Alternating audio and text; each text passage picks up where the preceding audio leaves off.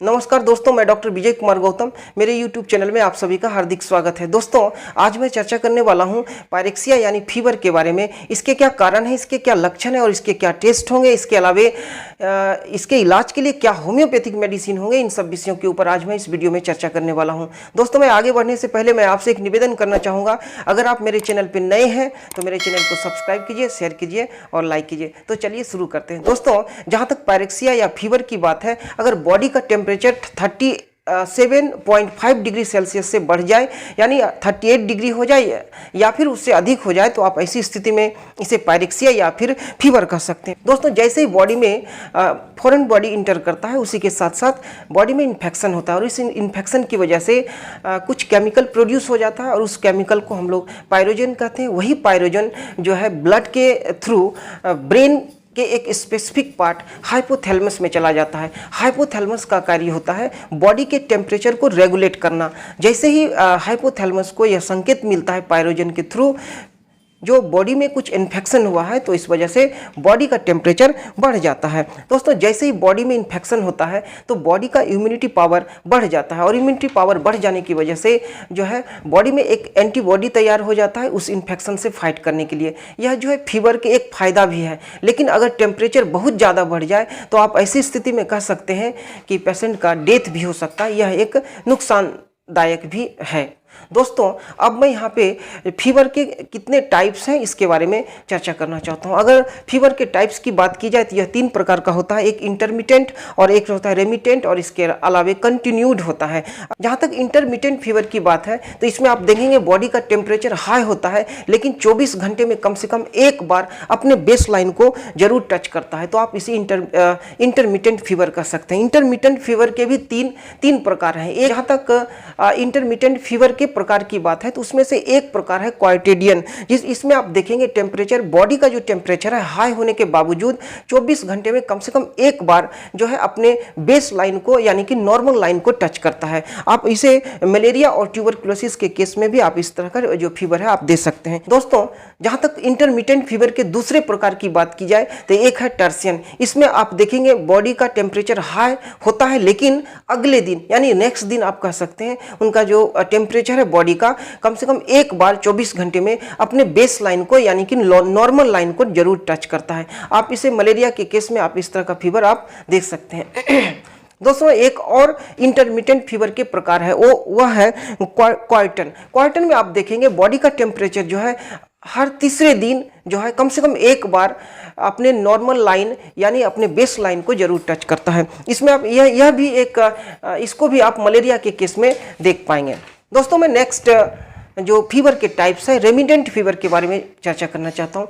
Remittent fever जो होता है वह आप कह सकते हैं 24 घंटे में कभी भी अपने बेस लाइन यानी नॉर्मल लाइन को टच नहीं करता। यह जो है मलेरिया के केस में या पैराटाइफाइड के केस में, इन्फ्लुएंजा के केस में, ब्रोंकोनिमोनिया के केस में, इसके साथ साथ डिप्थीरिया के केस में आप देखेंगे या फिर इन्फ्लुएंजा के केस में भी आप देखेंगे इस तरह का रेमिटेंट फीवर पेशेंट को होता है। अगर रेमिटेंट फीवर हो तो ऐसी स्थिति में आप हाथ, पैर और सर जो है ठंडे पानी से धोना चाहिए। यह जो है रेमिटेंट फीवर में कुछ आपको लाभ देगा। दोस्तों, मैं नेक्स्ट जो फीवर के टाइप्स हैं कंटिन्यूड फीवर के बारे में चर्चा करना चाहता हूँ। कंटिन्यूड फीवर में आप देखेंगे यह भी एक रेमिटेंट फीवर की तरह ही है। इसमें भी 24 घंटे में कभी भी अपने बेस लाइन को टच नहीं करता है, लेकिन सिर्फ इतना अंतर है इसमें कि वेरिएशन ऑफ टेम्परेचर जो है 1.5 डिग्री फ़ारेनहाइट से ज़्यादा इसमें नहीं होता है। दोस्तों, मैं अब यहाँ पे फीवर के जो कुछ सिम्टम है उसके बारे में मैं यहाँ पे चर्चा करना चाहता हूँ। पहले तो आपको कोल्डनेस फीलिंग होगा। अगर आप किसी पेशेंट में अगर फीवर हुआ हो तो आप ऐसी स्थिति में देखेंगे उसे कोल्डनेस यानी कि ठंडा ठंडा अनुभव हो सकता है। इसके साथ साथ आप देखेंगे बॉडी एक हो सकता है यानी कि बॉडी में पेन हो सकता है। इसके साथ साथ आप देखेंगे जॉइंट पेन, अगर किसी को फीवर है तो किसी को जॉइंट पेन भी हो सकता है यानी कि जॉइंट पेन के भी कुछ सिम्टम आपको मिल सकते हैं। इसके साथ साथ बॉडी वीक हो जाता है यानी कि पेशेंट को जो है वीक नेक एक वीकनेस जो है अनुभव होता है। इसके साथ साथ आप देखेंगे बहुत सारे पेशेंट में बहुत ज़्यादा पसीना भी आता है, यानी कि स्वेटिंग भी होता है। स्वेटिंग के साथ साथ आप देखेंगे हेडेक भी होता है, किसी किसी पेशेंट को हेडेक भी होता है, यानी कि फीवर के साथ साथ हेडेक होता है। इसके साथ साथ आप देखेंगे रेस्टलेस होता है, बेचैनी रहता है। अगर फीवर हो बॉडी में फीवर होने के साथ साथ पेशेंट में जो है रेस्टलेस होता है। इसके साथ साथ इंसोम्निया भी डेवलप कर जाता है, यानी कि नींद का जो प्रॉब्लम है यह भी हो सकता है। इसके साथ साथ देखेंगे अगर किसी पेशेंट में फीवर हुआ हो तो आप यूरिन से रिलेटेड भी कोई समस्या हो सकता है, यूरिन बर्निंग हो सकता है, यानी यूरिन की मात्रा कम भी हो सकता है, यूरिन में बर्निंग हो सकता है। इसके अलावा आप देखेंगे किसी किसी पेशेंट में नौसिया भी होता है, यानी कि मिचली आना, और इसके साथ साथ कभी कभी आप देखेंगे वॉमिटिंग भी होता है। इसके साथ साथ कुछ पेशेंट है उसमें आप देखेंगे कॉन्स्टिपेशन हो जाता है, यानी कब्ज का भी शिकायत हो जाता है, और इसके साथ साथ किसी किसी पेशेंट में यह भी हो सकता है कि डायरिया का भी शिकायत हो जाए। तो इस तरह का जो सिम्टम जो है फीवर में आपको मिलेगा। इसके अलावा और जो है लॉस ऑफ एपेटाइट हो सकता है, यानी कि भूख का ना लगना, टेस्ट का चला जाना। इसके साथ साथ आप देखेंगे टंग जो है, जीभ जो है वह कोटेड भी हो सकता है। इसके साथ साथ आप देखेंगे ड्राई माउथ, लीप, ये जो मुंह है या फिर लीप जो है यह सूख जाता है, इसमें ड्राइनेस भी आ सकता है। इसके साथ साथ आप देखेंगे पल्स रेट जो है कभी कभी हाई भी हो जाता है, पेशेंट का जो पल्स रेट होता है वह कभी कभी हाई हो जाता है। इसके साथ साथ देखेंगे सांस लेने की जो गति है कभी स्लो हो जाता है और कभी कभी रैपिड हो जाता है। दोस्तों इस तरह से कह सकते हैं कि अगर बॉडी में अगर फीवर हो तो फीवर होने के साथ साथ बॉडी के प्रत्येक पार्ट को क्या करता है, यह प्रभावित करता है। दोस्तों अगर अब यहाँ पे फीवर के जो कारण है उस कारणों के बारे में कुछ चर्चा कर लेते हैं। पहला इसमें है एक इन्फेक्शन। अगर बॉडी में किसी तरह का सेप्सिस हुआ हो, जैसे एब्सेस हो या फिर कोलेसिस्टाइटिस हो, तो इस वजह से भी आप देखेंगे जो फीवर डेवलप कर सकता है। इसके अलावा अगर यूटीआई हो, यानी कि यूरिनरी ट्रैक इन्फेक्शन हो, तो आप कह सकते हैं कि इसमें जो है फीवर हो सकता है। वो यूटीआई के अंदर आप ले सकते हैं प्रोस्टेटाइटिस भी हो सकता है, प्रोस्टेट से रिलेटेड कोई समस्या हो तो इस वजह से भी आपको जो है इन्फेक्शन हो सकता है। इसके साथ साथ बोन एंड जॉइंट इन्फेक्शन हो, बोन में किसी तरह का इन्फेक्शन हो या फिर जॉइंट में इन्फेक्शन हो तो इस वजह से भी फीवर होता है। इसके अलावा कुछ इंपोर्टेड इन्फेक्शन है, इंपोर्टेड इन्फेक्शन की वजह से भी जो है लोगों में जो है फीवर हो सकता है, जैसे मलेरिया हो या फिर डेंगू हो। तो इस तरह का अगर इन्फेक्शन बॉडी में हो जाए तो इससे भी बॉडी में जो है फीवर हो सकता है। इसके अलावा इंटेरिक फीवर है, इंटेरिक फीवर की वजह से भी आप बॉडी में जो है बॉडी का जो टेम्परेचर है वो बढ़ सकता है। इसके साथ साथ ट्यूबरक्लोसिस हो, और ट्यूबरक्लोसिस में भी आप देखेंगे बॉडी का टेम्परेचर बढ़ जाता है। पर्टिकुलरली एक्स्ट्रा पल्मोनरी, यह इस तरह का अगर कोई डिजीज हो, इस तरह का कोई प्रॉब्लम हो बॉडी में तो निश्चित तौर पे बॉडी का टेम्परेचर बढ़ जाएगा। इसके साथ साथ वायरल इन्फेक्शन है, वायरल इन्फेक्शन के साथ साथ फंगल इन्फेक्शन है। इस तरह का अगर प्रॉब्लम हो, इस तरह का अगर इन्फेक्शन हो तो इस वजह से बॉडी का टेम्परेचर हाई होता है। अगर दूसरे कारणों की बात की जाए तो एक है मैलिग्नेंसी। मैलिग्नेंसी लिम्फोमा हो सकता है या फिर मायोलोमा हो सकता है। लिम्फोमा की वजह से भी बॉडी का टेम्परेचर हाई होता है, मायोलोमा की वजह से भी बॉडी का टेम्परेचर हाई हो सकता है। इसके अलावा ल्यूकोमिया अगर बॉडी में हो तो तब भी बॉडी का टेम्परेचर हाई हो सकता है। अगर इसके अलावा दोस्तों अगर बॉडी में कहीं सॉलिड ट्यूमर हो तो इस वजह से भी बॉडी का टेम्परेचर बढ़ जाता है। जैसे रेनल में कभी कभी ट्यूमर हो जाता है, कोलोन में कभी कभी ट्यूमर हो जाता है, स्टोमक में कभी कभी ट्यूमर हो जाता है, इसके साथ साथ पेनक्रियास में भी ट्यूमर हो। तो इस तरह का अगर सॉलिड ट्यूमर हो इन सब जगहों पर तो इस वजह से भी आप देखेंगे बॉडी का टेम्परेचर हाई हो जाएगा। इसके अलावा एक और कारण है कनेक्टिव टिश्यू डिसऑर्डर। अगर बॉडी में कनेक्टिव टिश्यू डिसऑर्डर हो तो इस वजह से भी बॉडी का टेम्परेचर हाई हो जाता है। इसमें आप देखेंगे वास्कुलाइटिक डिसऑर्डर है, इसके साथ साथ टेम्पोरल आर्टेराइटिस भी हो सकता है, इस वजह से भी बॉडी का टेम्परेचर हाई होता है। पोलियोमाइलाइटिस भी है, इसके अलावा आप देखेंगे पोलियोमाइलाइटिस है, इस वजह से भी बॉडी का टेम्परेचर बढ़ जाता है। इसके अलावा कुछ और कारण है जिसके बारे में चर्चा कर लेते हैं। एक और है रियूमेटिक फीवर।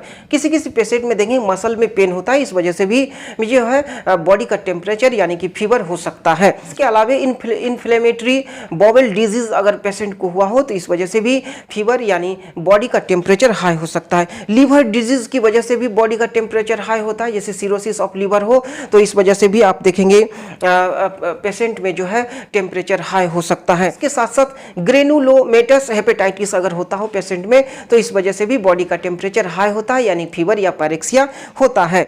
अगर बॉडी में सार्कोडोसिस हो तो इस वजह से भी बॉडी का टेम्परेचर हाई होता है। इसके अलावे ड्रग रिएक्शन अगर हो, किसी प्रकार का ड्रग रिएक्शन हो तो इस वजह से भी बॉडी का टेम्परेचर हाई हो जाता है। दोस्तों अब मैं यहाँ पे कुछ फीवर के लिए कुछ टेस्ट के बारे में चर्चा करना चाहता हूँ। कुछ स्पेसिफिक तो इसमें हो नहीं सकता, लेकिन आप अपने ज़रूरत के अनुसार से कुछ जो टेस्ट है उसको किया जा सकता है। पहला इसमें हो सकता है CBC जो काफ़ी फेमस है। उसके बाद ESR जो है ESR का भी टेस्ट इसमें किया जा सकता है। CRP का भी किया जा सकता है। सेरम फेरिटिन का भी जो है टेस्ट किया जा सकता है। इसके साथ साथ यूरिया का भी टेस्ट किया जा सकता है। यूरिया के अलावे आप देखेंगे क्रेटिनाइन एंड इलेक्ट्रोलाइट्स का भी इसमें टेस्ट होता है। इसके अलावे LFT यानी कि लीवर फंक्शन टेस्ट है, इसका भी फीवर के लिए किया जा सकता है। इसके साथ साथ ब्लड ग्लूकोज जो है उसको भी देखा जा सकता है। ब्लड ग्लूकोज का भी टेस्ट किया जा सकता है। इसके साथ साथ मलेरिया का भी जरूरत के अनुसार अगर जरूरत पड़े तो इसका भी टेस्ट किया जा सकता है। इसके साथ साथ आप देखेंगे यूरिन एनालिसिस भी किया जाता है। अगर फीवर के कारण को अगर पता लगाना हो तो यूरिन एनालिसिस भी एक हो सकता है टेस्ट। यूरिन एनालिसिस भी किया जा सकता है। इसके साथ साथ आप देखेंगे फेसेस कल्चर है, फेसेस कल्चर को भी किया जाता है। अगर जरूरत हो फेसेस कल्चर का भी किया जाता है। इसके साथ साथ स्पुटम का भी टेस्ट किया जाता है। इसके साथ साथ आप देखेंगे चेस्ट एक्सरे, जरूरत हो तो टेस्ट एक्सरे भी किया जा सकता है। USG किया जा सकता है। ECG भी किया जा सकता है। इस तरह से बहुत सारे टेस्ट हैं, आप अपने जरूरत के अनुसार इन सब टेस्टों को किया जा सकता है। दोस्तों अब मैं कुछ होम्योपैथिक मेडिसिन के बारे में यहाँ पे चर्चा कर रहा हूँ। आज मैं यहाँ पे 5 होम्योपैथिक मेडिसिन के बारे में चर्चा करूँगा, क्योंकि वीडियो काफ़ी लंबा हो रहा है। नेक्स्ट जो वीडियो मैं बनाऊंगा उसमें और कुछ फीवर के बारे में, फीवर के इलाज के लिए जो कुछ मेडिसिन होंगे उसके बारे में मैं चर्चा करूंगा। पहला मैं मेडिसिन ले रहा हूँ बेलाडोना। बेलाडोना में आप देखेंगे अगर पेशेंट को फीवर हुआ हो, टेम्परेचर हुआ हो, हाई टेम्परेचर हुआ हो तो उसमें आप देखेंगे फीवर जो है सडन एंड वायलेंट, यानी कि टेम्परेचर जो होता है उनका सडन होता है, यानी अचानक से उनका टेम्परेचर, बॉडी का टेम्परेचर जो है बढ़ जाता है, या उसके साथ साथ वायलेंट भी होता है। इसके साथ साथ आप देखेंगे बेलाडोना का जो पेशेंट है उनका फेस जो है और आई जो है वहाँ पे रेडनेस रहेगा, यानी कि लाल लाल आपको दिखेगा। इसके साथ साथ देखेंगे टेम्परेचर जो है काफ़ी हाई होता है, काफ़ी हीट होता है। थ्रॉबिंग हेडेक भी होता है। बेलाडोना का जो पेशेंट है उसमें आप देखेंगे थ्रॉबिंग हेडेक होता है, यानी कि उनका सर में एक दर्द होता है, थ्रॉबिंग टाइप ऑफ हेडेक होता है। इसके साथ साथ देखेंगे नो पर्सपिरेशन, इनको पसीना नहीं होता है, और पसीना नहीं होने के साथ साथ आप ये भी देखेंगे इनको थ्रस्ट नहीं होता, यानी कि प्यास नहीं लगता है। इसके अलावा आप देखेंगे बेलाडोना का जो पेशेंट है इनका जो माउथ है और थ्रोट जो है इसमें ड्राइनेस होता है। इसके साथ साथ थ्रॉबिंग पल्स होता है, इनका जो पल्स देखेंगे वह उसमें कंपन होता है, यानी थ्रॉबिंग टाइप्स ऑफ पल्स होता है। इसके साथ साथ sleepy but can not sleep, belladonna का पेशेंट जो है सोना चाहता है लेकिन वह सो नहीं पाता। इसके साथ साथ आप देखेंगे बेलाडोना का जो पेशेंट है upper part of body heat होता है और लोअर एक्सट्रीमिटीज जो होता है उसका कोल्ड होता है, यानी कि अपर पार्ट ऑफ बॉडी में हीट अनुभव होता है, फीलिंग होता है, और लोअर पार्ट जो बॉडी का है उसमें आप कोल्डनेस आप देखेंगे। बेलाडोना के पेशेंट में फीवर के अगर कारणों की चर्चा की जाए तो कोल्ड की वजह से, कोल्ड एयर की वजह से जो है इनको जो है फीवर यानी टेम्परेचर हो सकता है। या इसके अलावा आप कह सकते हैं टॉन्सिल में अगर किसी तरह का प्रॉब्लम हो तो इस वजह से भी फीवर हो सकता है, टेम्परेचर हो सकता है। इसके साथ साथ सोर थ्रोट हो, सोर थ्रोट की वजह से भी बेलाडोना के पेशेंट में जो है टेम्परेचर हाई होता है। इसके साथ साथ बेलाडोना के पेशेंट में आप देखेंगे समर सन की वजह से, समर सीजन की जो धूप अगर लग जाए तो इस वजह से भी फीवर हो सकता है। दोस्तों बेलाडोना का पेशेंट जो होता है डिलेरियस भी होता है, यानी कि बेसुध होता है। इसके साथ साथ हेलोसिनेशन भी होता है, हेलोसिनेशन ऑफ घोस्ट होता है, यानी भूत को यह देखता है, यानी कि मति भ्रम जिसको कहते हैं। इस तरह का जो है सिम्टम आपको बेलाडोना के पेशेंट में देखने को मिलेगा। अगर इस तरह के सिम्टम अगर आपको मिले तो आप ऐसी स्थिति में बेलाडोना 200 या फिर 1 में रिपीटेड डोज इसका प्रयोग कर सकते हैं, और जैसे ही पेशेंट को रिलीफ मिलेगा इस दवा को बंद कर देंगे। दोस्तों मैं नेक्स्ट मेडिसिन ब्राउनिया एल्बम के बारे में चर्चा करना चाहता हूँ। ब्राउनिया एल्बम में देखेंगे अगर पेशेंट में अगर फीवर हुआ हो तो फीवर जो है स्लोली आता है, कम स्लोली, यानी कि पेशेंट में जो है फीवर धीरे धीरे उनका बढ़ता है, यानी उनका टेम्परेचर जो है धीरे धीरे बढ़ता है। इसके साथ साथ देखेंगे उनका टंग जो होता है कोटेड होता है, यानी कि जीभ के ऊपर सादा यानी व्हाइट लेयर होता है। इसके साथ साथ ब्राउनिया का जो पेशेंट होता है काफ़ी थ्रस्टी होता है, थोड़े समय के बाद बहुत ज़्यादा मात्रा में पानी पीता है। इसके साथ साथ देखेंगे ब्राउनिया का पेशेंट जो होता है कॉन्स्टिपेटेड होता है, यानी कि उनको कॉन्स्टिपेशन जो होता है काफ़ी मात्रा में होता है, कब्ज जिसको आप कहते हैं कब्ज जो होता है उनको काफ़ी होता है। इसके साथ साथ ब्राउनिया का पेशेंट जो है चुपचाप रहना पसंद करता है, वह नहीं चाहता किसी से बात करे, हिलना डोलना वह नहीं चाहता। इसके साथ साथ आप देखेंगे ब्राउनिया का जो पेशेंट है वो अपना आँख जो है बंद करके चुपचाप सोना चाहता है। इसके साथ साथ आप देखेंगे ब्राउनिया का जो पेशेंट है ड्राइनेस इसके हर पार्ट में आपको ड्राइनेस मिलेगा, यानी कि मुंह पे आप देख सकते हैं मुंह सूखा हुआ हो सकता है, लिप जो है सूखा हुआ हो सकता है। इसके साथ साथ स्किन जो है स्किन में भी आप ड्राइनेस दे सकते हैं, यानी कि आप कह सकते हैं ब्राउनिया का पेशेंट जो है उसमें एवरी पार्ट ऑफ बॉडी जो है उसमें ड्राइनेस होता है। दोस्तों इसके साथ साथ ब्राउनिया के दूसरे सिम्टम की बात की जाए तो उनका जो स्टूल होता है काफ़ी हार्ड होता है, और हार्ड होने के अलावे अगर दूसरे और सिम्टम को अगर देखा जाए तो ब्राउनिया का पेशेंट को वर्टाइगो होता है, यानी कि चक्कर होता है, सर में चक्कर होता है। इसके साथ साथ ऑक्सीपिटल हेडेक भी होता है, यानी कि सर के पिछले भाग में ऑक्सीपिटल हेडेक भी होता है, और इनको जो है काफ़ी मात्रा में पसीना होता है। इस तरह का अगर सिम्टम मिले तो आप समझ लीजिए आपका choice of drug bryonia album होगा। इसका एक और एग्रेवेशन की बात की जाए तो आप मोशन से एग्रेवेशन होता है, यानी कि उनको कष्ट जो होता है, उनके बॉडी में जो कष्ट होता है वो बढ़ जाता है, और रेस्ट लेने से ब्राउनिया एल्बम का पेशेंट जो है उनको काफ़ी आराम होता है। अगर इस तरह का अगर सिम्टम मिले तो आप ऐसी स्थिति में ब्राउनिया 30, 200, 1 ml का प्रयोग कर सकते हैं, रिपीटेड डोज में भी प्रयोग कर सकते हैं। और लेकिन जैसे ही टेम्परेचर डाउन हो, यानी कि फीवर अगर कम जाए, तो ऐसी स्थिति में दवा का प्रयोग आप बंद कर देंगे। दोस्तों मैं नेक्स्ट मेडिसिन यूपिटेरियम परफोलिएटम के बारे में चर्चा करना चाहता हूँ। इसमें आप देखेंगे बोन में पेन होता है, यानी जिनको फीवर होता है, जिस पेशेंट में फीवर होता है, इस फीवर के साथ साथ देखेंगे बोन ब्रेकिंग लाइक पेन, यानी कि उनको लगता है कि जैसे उनका हड्डी टूट सा गया हो, इस तरह का दर्द होता है। इसके साथ साथ आप देखेंगे यूपिटेरियम का जो पेशेंट होता है उसमें बिलियस और बीटर वोमिटिंग होता है, यानी कि पित्त का जो वोमिटिंग होता है। अगर इस तरह की स्थिति हो तो यूपिटेरियम परफोलिएटम का प्रयोग किया जा सकता है। इसमें आप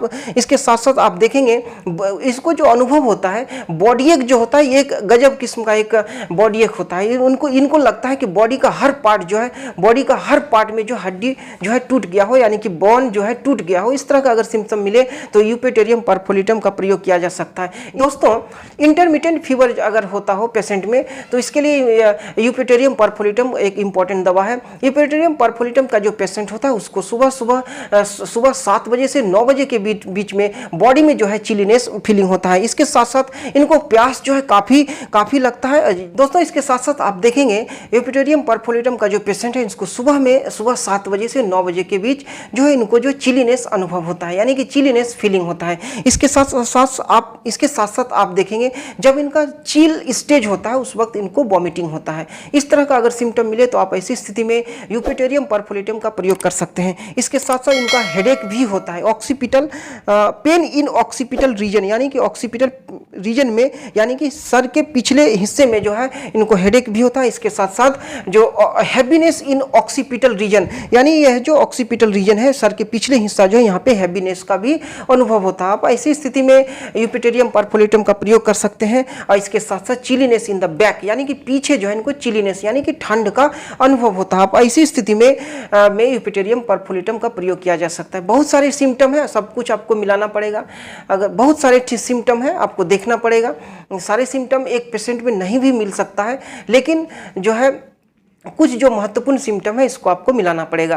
दोस्तों अगर यूपिटेरियम परफोलिएटम के पेशेंट में अगर फीवर के कारणों को देखा जाए तो उसमें एक होता है ऑटम सीजन में भी जो है ऑटम सीजन में जो है यूपिटेरियम परफोलिएटम के पेशेंट में जो है फीवर हो सकता है। इसके साथ साथ समर में अत्यधिक गर्मी होती है, गर्मी की वजह से भी कभी कभी फीवर होता है। इसके साथ साथ आइसी कोल्ड डैम्प वेदर की वजह से भी यूपिटेरियम परफोलिएटम का जो पेशेंट है उसमें फीवर होता है। अगर कुछ इसके जो इम्पोर्टेंट जो सिम्टम है, 2-3 इम्पोर्टेंट सिम्टम है, अगर मिलता है तो ऐसी स्थिति में जो है यूपिटेरियम परफोलिएटम का प्रयोग किया जा सकता है। तो एक होता है बोन पेन पहला होता है बोन पेन। अगर बोन पेन हो, बहुत ज़्यादा पेन हो और उसके साथ साथ फीवर हो और हैवीनेस इन ऑक्सीपुट रीजन, यानी सर के पिछले हिस्से में अगर हैवीनेस हो तो आप ऐसी स्थिति में आप जो है इसका प्रयोग कर सकते हैं। इसके साथ साथ एक और सिम्टम आप यहाँ पे जोड़ सकते हैं, पर्सपिरेशन रिलीफ, यानी कि बहुत ज़्यादा पसीना होने की वजह से अगर पेशेंट को रिलीफ होता हो तो आप ऐसी स्थिति में यूपिटेरियम परफोलिएटम का प्रयोग किया जा सकता है। अगर इसके पोटेंसी की बात की जाए तो 200 पोटेंसी में इसका प्रयोग कर सकते हैं। आधा घंटा इंटरवल करके आप दे सकते हैं। जैसे ही पेशेंट में रिलीफ होगा, जैसे ही पेशेंट को रिलीफ होगा यानी उनका फीवर अगर कमना शुरू कर दे, यह दवा लेना बंद कर देंगे। दोस्तों मैं नेक्स्ट मेडिसिन फेरमफॉस के बारे में चर्चा करना चाहता हूँ। अगर बॉडी में कैटरल इन्फेक्शन हो या फिर कह सकते हैं इन्फ्लेमेशन हुआ हो तो इस वजह से भी फेरमफॉस का भी प्रयोग किया जा सकता है। फेरमफॉस का जो पेशेंट होता है नर्वस होता है, इसके साथ साथ एनीमिक होता है और हेमरेजिक भी होता है, यानी कि इनके शरीर में ब्लड की कमी होता है, वीकनेस इनको काफ़ी होता है, नर्वस पेशेंट होता है, इसके साथ साथ काफ़ी सहजता से इनका जो ब्लीडिंग हो जाता है। इस तरह का अगर पेशेंट में हिस्ट्री मिले तो आप फेरमफॉस का प्रयोग कर सकते हैं। यह दवा काफ़ी मात्रा में प्रयोग किया जाता है, कुछ लोग तो कुछ नहीं जानते हैं तो इस दवा को भी का प्रयोग भी कर देते हैं। अगर इसकी पोटेंसी की बात की जाए तो इसे आप 30 पोटेंसी में रिपीटेड डोज दे सकते हैं, लेकिन जैसे ही पेशेंट को रिलीफ होगा यह दवा बंद कर देंगे।